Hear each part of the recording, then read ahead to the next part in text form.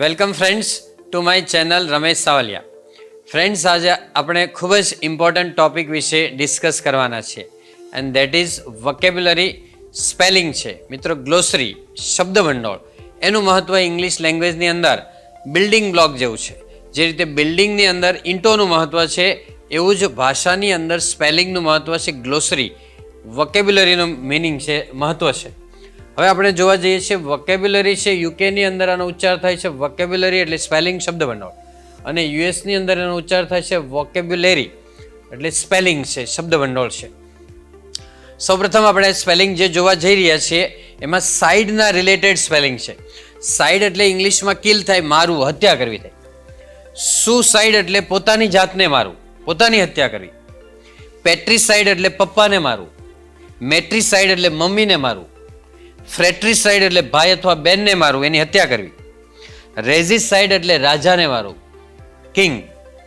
જેનોસાઇડ એટલે ઘણા બધા લોકોને મારવું, હત્યાકાંડ કરવો. જનરલ ડાયરે જલિયાવાલા બાગમાં જે હત્યાકાંડ કર્યો હતો એને જેનોસાઇડ કહેવાય.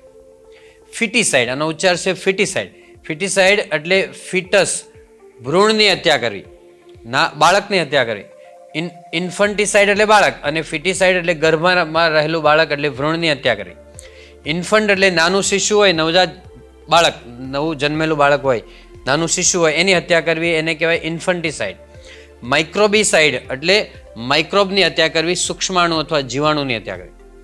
પેસ્ટિસાઇડ એટલે પેસ્ટની હત્યા કરવી. જે હાર્મફુલ ઓર્ગેનિઝમ હોય, બિનજરૂરી સજીવો હોય, એની હત્યા કરવી, એને પેસ્ટિસાઇડ કહેવાય. હર્બીસાઇડ, હર્બ્સ એટલે જડીબુટી થાય છે. અહીંયા વનસ્પતિ અથવા પ્લાન્ટ્સ લેવાનું છે. નાના છોડ કે જે અનવોન્ટેડ હોય, બિનજરૂરી ઉગી નીકળ્યા હોય ને એવી વનસ્પતિને મારી નાખવી, એની હત્યા કરવી એટલે હર્બીસાઇડ કહેવાય.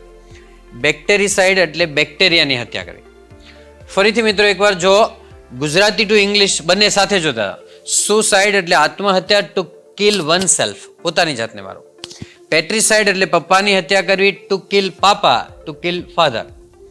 મેટ્રીસાઇડ એટલે મમ્મીની હત્યા કરવી, ટુ કિલ મધર અથવા મોમ.